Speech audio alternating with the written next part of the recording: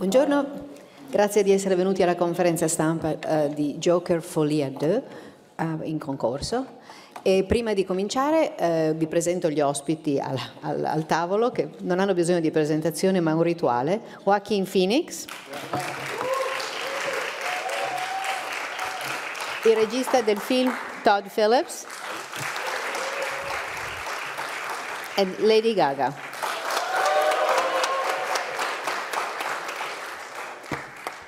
And before I give you I start with a question for Todd. Todd, how does it feel 5 years later with a Golden Lion to be back with this film, with this character? I mean, it feels, is this working? It feels... Push the button. There it is. It feels, wait, there it goes. Let me start over. It feels right. It feels correct to be back in Venice. It felt like the logical launching off point for us for this second film.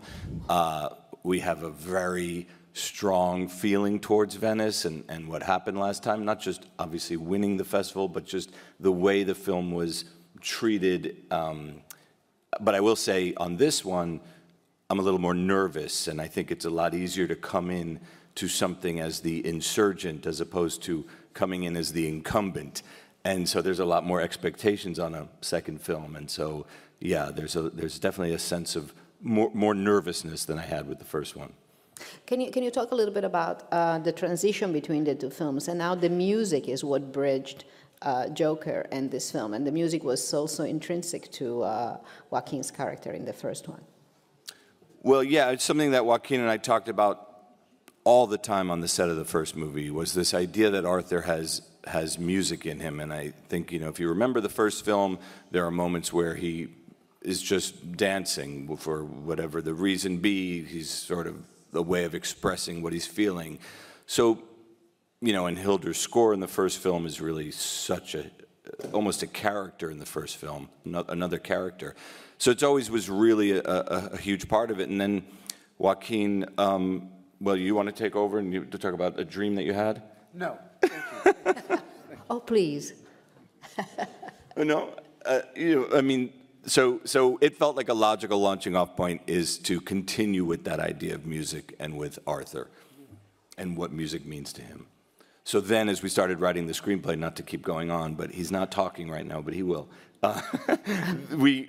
When it started taking a shape with actual musical elements, we said, oh, well, my God, imagine if we get Lady Gaga, an actress who obviously brings music with her, it just felt right. There's a question here. I hope they ask you a direct question right now. Yes. Hi, I'm Ruben Paulus from Rappler.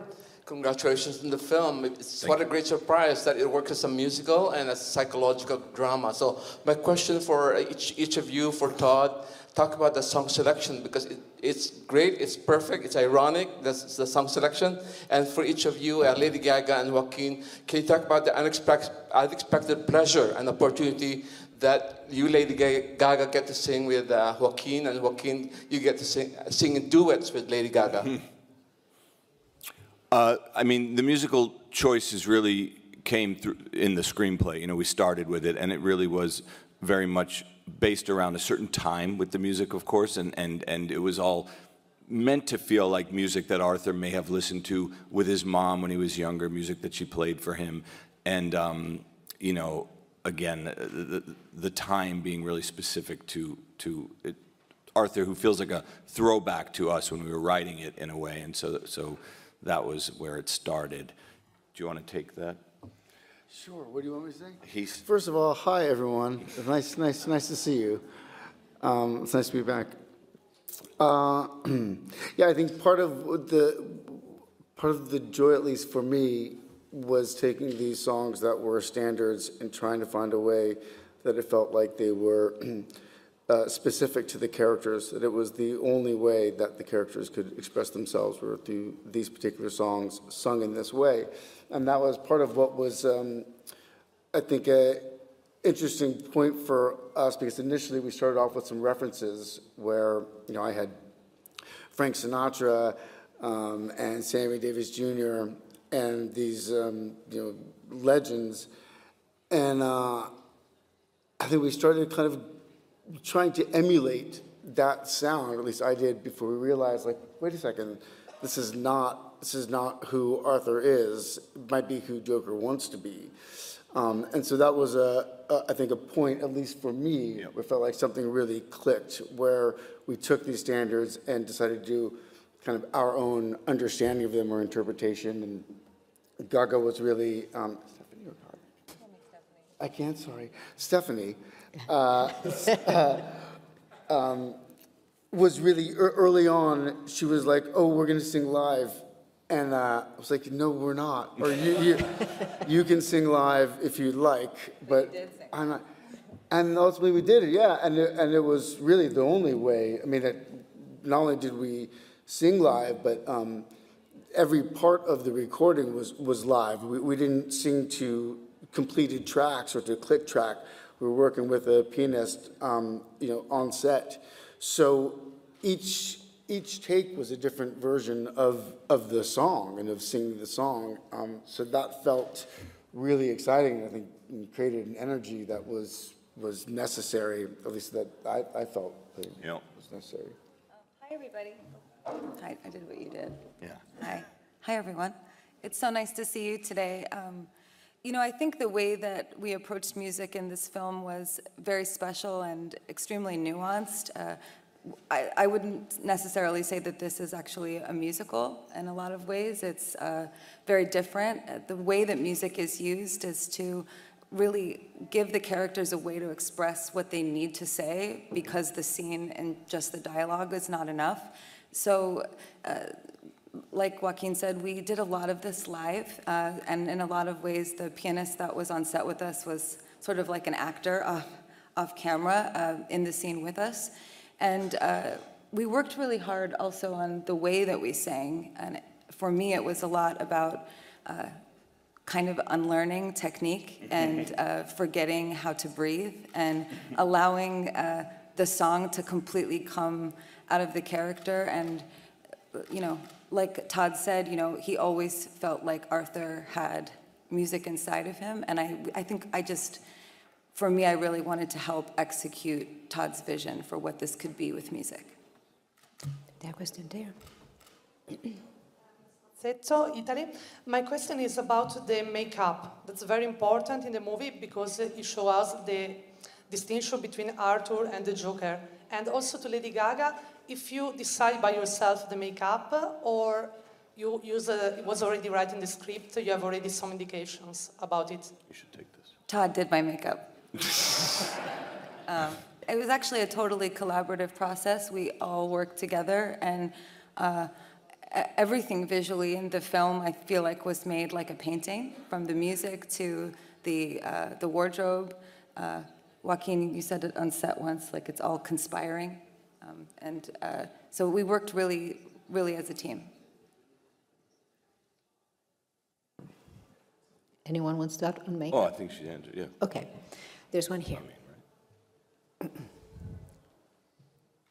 Oh, boy. A tough one. Greetings. Stephen Schaefer, the Boston Herald. Oh, hi. Congratulations. Just awesome, kind of mesmerizing, audacious movie. And it made me think the two of you are like a team collaborating on this first one and now this one. Why do you think the first one resonated the way it did? Isn't it, like, Joaquin, the biggest hit of your career, financially, popularity-wise? Yeah, undoubtedly, by far. Well, I would like to say that, thank you so much, but there are several people that are collaborators on this, and certainly Scott Silver, who's not here and who's more shy of doing these things than I am, is really Todd's partner in crime on this and building these films together. I think it's fair to say. So I feel like he deserves acknowledgement. Yeah, a little. Just a little bit. Just a little bit. No, we'll never mention him again. That's all he gets. But I honestly, I don't know. I'm not sure why it resonates with people. And I think different people are attracted to different elements of the film. That's what I'm always surprised by, is when people do talk about it. Every person seems to kind of highlighted it, right? Yeah, I mean, I think some people saw it as a straight-up comic book adaptation, and other people saw it as something different, something a little more, so to speak. And I don't know either why it resonated. I mean, you know, movies tend to hold a mirror up to society, and I think it was of that moment. It felt very timely. So, but as far as, you know, in relation to this film and us working together, I knew, you know, Joaquin is not necessarily going to do a sequel to anything ever. And I knew that we spoke about if we really were going to do it, because we had joked about doing one while we were making the movie all the time, but if we were really going to do it, it had to scare him in the same way the first one did. It had to feel, you know, you mentioned audacious. It had to feel audacious, and it had to feel like we were really swinging for the fences with something different. So that was our directive also a little bit. It was like going in and going, how could we make something as unexpected as the first one, even though it's a sequel, you know? And for Stephanie, what made you want to belong to that world? You know, actually, it was the first film. The first film really deeply moved me, and I loved it so much. Todd did a beautiful job making it, and Joaquin's performance, I feel like, shared something that was really kind of like set the bar extremely high. And I think, you know, sometimes when stories are told about people that are maybe misunderstood by society, the director gives you a chance, the actor gives you a chance to really take a hard look at that world in a deeper way. And I felt like when I watched the first film that I got to understand and see something that I may have never seen before. So that's why I did this movie. She's been holding for a while.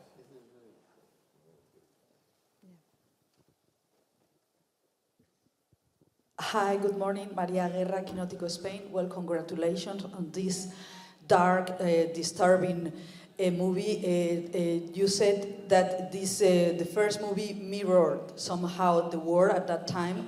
It felt this morning that the war is darker, is chaotic, is going to hell. And I'd like, Joaquin, if you could tell us what was the central emotion or the central concept that drives Arthur in this movie. Thank you. I don't know. I never think about things this way. I like it when you guys write about it and then you just share your opinion. But I think on this, definitely, I mean, simply love. I think the quest for love and that kind of safety that I think he yearns for and has yearned for is a big propellant on this one. Is that fair to say? Yeah, and despair always. But yeah. Here. Hi, congratulations on the movie. I'm Janet Nepales from GMA7. Joaquin, can you tell us about the dream that you had that inspired this movie? And also, for Lady Gaga, working with Joaquin, what was the thing that really made you go for it, like inspired you to get into the movie? The dream does not inspire the movie. The dream was just I had this dream that I was performing as Joker, doing songs, and I just called Todd because I thought there might be something there, and there wasn't. Thank you.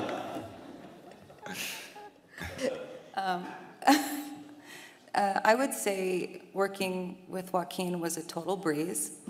And, I actually really enjoyed it, and it was a completely different experience than any one that I'd ever had before with an actor. He's incredibly loose and free, and I think I learned very much that going on set with a preconceived notion of what we were going to do was kind of the wrong idea, and I think we all really thrived in the moment and in the chaos of it all. This is such an interesting story, the way that Todd tells this story. I think if you're imagining what this movie is like, and then you go see it, you'll realize that you couldn't have possibly thought of it on your own.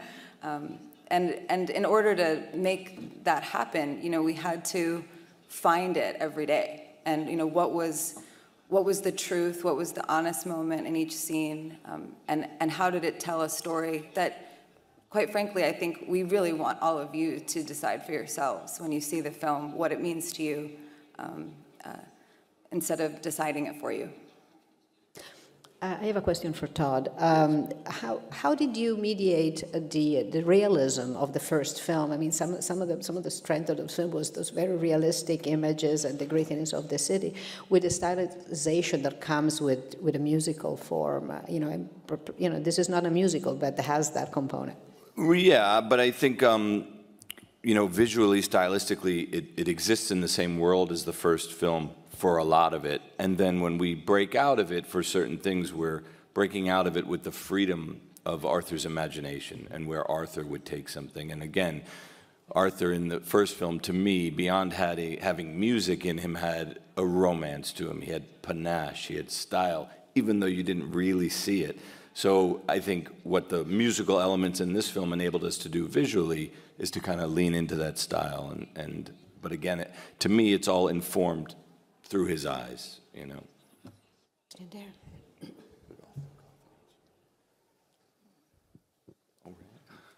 Hello there. Hi, Ben Dalton from Screen International. Congratulations to you all on the film. This is a question for Joaquin Phoenix.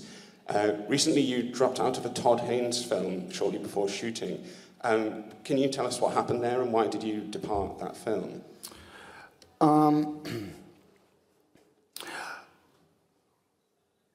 I think if I do, I would just be sharing my opinion from my perspective, and the other creatives aren't here to say their piece, and it just doesn't feel like that would be right. I'm not sure how that would be helpful.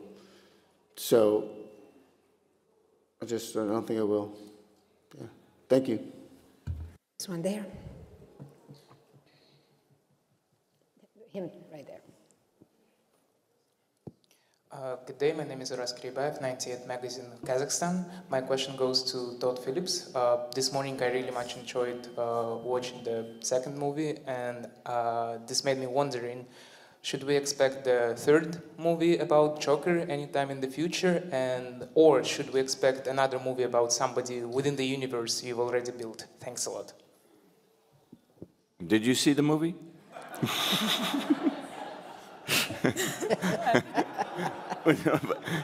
Meaning, no. I think for me and I won't speak for Joaquin, but for me that the story of Arthur / Joker has been told with this film. As far as working, continuing in this space. As a filmmaker, probably not. It's not. For me, it's actually even hard to say not. Everything I do is dictated on actors. What actor could I work with? Who would be, who am I dying to work with? And could I build something around that person? So clearly, these films have been built around Joaquin. Then we introduced Gaga. So I can't really say yes or no, but it's not necessarily my goal is to stay in this space. There was a question right there. Yeah. Terrible answer. No, okay. Fine. Yes, hello. Question for Mr. Phillips. Joker has been criticized undeservedly, I think, as promoting nihilism or violence or something like that. Was that an image you want to more or less correct a little bit with this movie? I mean, no, not. I mean, that wasn't a goal of the film at all. But I do think it was painted with a kind of an interesting brush, the last film, and it, as you say, felt undeserved. But I understand what people's concerns were. But no, I mean, this movie was not in response to that in any way. Movies are way too hard to make as a statement, in response to something. So no, yeah. There's a question here.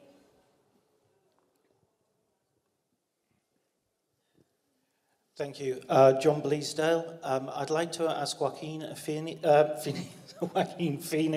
a question, if I may. In the film, once more, you have a real physical preparation for the role, which, if anything, looks incredibly striking. I wanted to ask you how you went about that, and if at some stage you'll think, I can't physically do this anymore, it's too dangerous. Good question.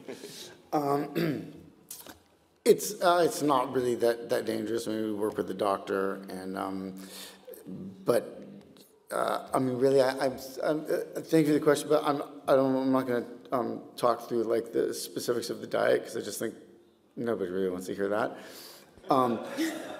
But this time it was right.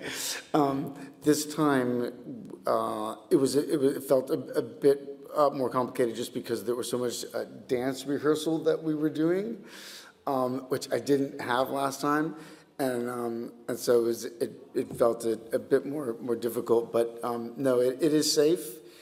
But you're right. I'm now 49. I probably shouldn't do this again. It's probably it for me.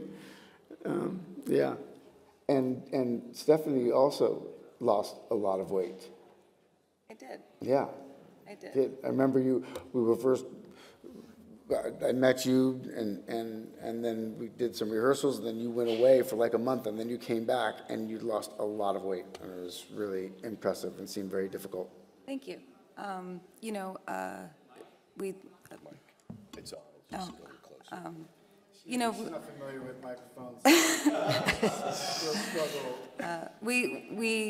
You know, I think we transformed into our characters over a period of time, and we continued to, you know, hone in every kind of detail. But I would say preparing the waltz that's in the film was really, really special. We rehearsed for like a few months, and it's interesting. It's a waltz that kind of falls apart, and it's a really nice expression of this very strange love between the two of them. Yeah, he did great on set. We fed him blueberries when he was really hungry. No, I think the waltz it's a great example of what it was like making this movie because we rehearsed for a couple months and then like 10 days before we shot it, we just radically altered the entire choreography, and you know we worked with this amazing choreographer, Michael Arnold, and.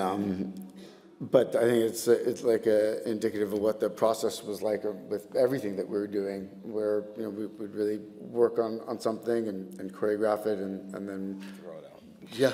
No, it was kind of the beauty of the whole thing was, you know, you can learn a song, you can learn a routine for a dance, you can drill something over and over again until you have it nearly perfect, but that's not always the most honest thing to do on camera. So I feel like, you know, we put in a lot of the work, but the joy of filming, I think, was that when we got there, we just kind of threw it all away and saw what happened when the camera was rolling. So she's been waiting for a long time. Is it on? Hello, my name is Tiziana Arico from the Austrian Television. So as Todd said before that he was kind of nervous to make a sequel, I was nervous since the last 5 years. And I wanted to ask you, Joaquin, Todd, what were the biggest challenges in like creating this sequel, which is not a comment, but is a sequel as well? Don't say me. She already said, she said you. Oh, she did? Yeah. She said to Joaquin and Todd, but... No, I meant you don't say me. Oh, all right. The most difficult thing was dealing with it. No, but it's. Don't say it's true. It's true, and it's not true. It's no, not I mean true. it's just hard. Again, more so expectations. You know, you even in the studio, and you know, dealing with a larger crew and bigger budgets and all that thing. You just have a different pressure on the movie. What I really loved about the first movie, the making of it, was we flew under the radar as under the radar as you could for a movie called Joker, but pretty much nobody knew what we were doing, and we were off making this little film. And you know, so the hard part of this is you feel the eyeballs on you as you're, you know, even writing the script. People are making things up on the internet about what it's about, or people are expecting it to be this or that. So that's for me as a filmmaker kind of a difficult thing to navigate. But I think sometimes what's most difficult is just stopping the noise in your own head, and you just get so caught up in second guessing yourself and doubts and all these things that have nothing to do with the moment after you hear action. And I think there's something that happens where all of that goes out the window, right? And part of, you have to have that anxiety and that fear because it motivates you and you think about every possibility. But at some point, we weren't making a sequel to a movie and we weren't considering those things. It was just what we were experiencing in that moment. And that's when it feels like it's at its best, right? That's really, I think, what you do. Yeah. Not to, at least for me, maybe it's different for a director, but I don't really have to consider. No, I mean, in all seriousness, you taught me a lot of that on the first movie of just like, this is the experience we're doing. It's not so result oriented, meaning let's not worry about what the film becomes. Let's just live in this moment. And I think that kind of found its way into both films, and it's what Stephanie's alluding to of like, we would work on all these things and come and then not really know what we were doing, start over. And it was very much about wanting it to feel fresh, new, dangerous, whatever word you want to use, to capture that sort of real feeling on set in the moment. But I think he had a lot to do with that for me.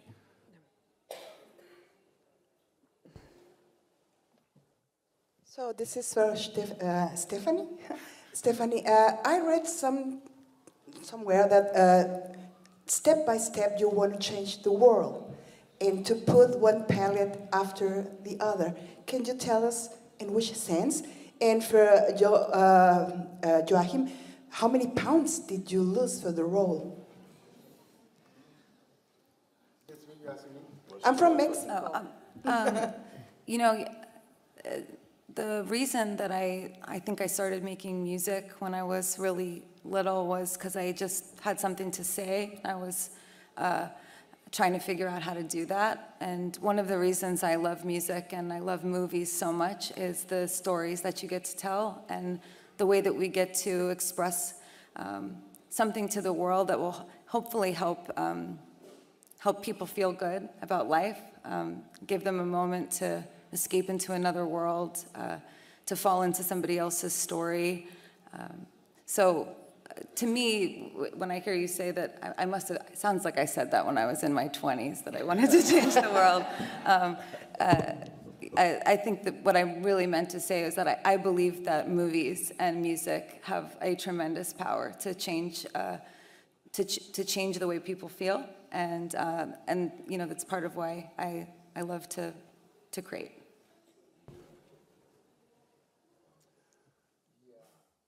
Hi. Well,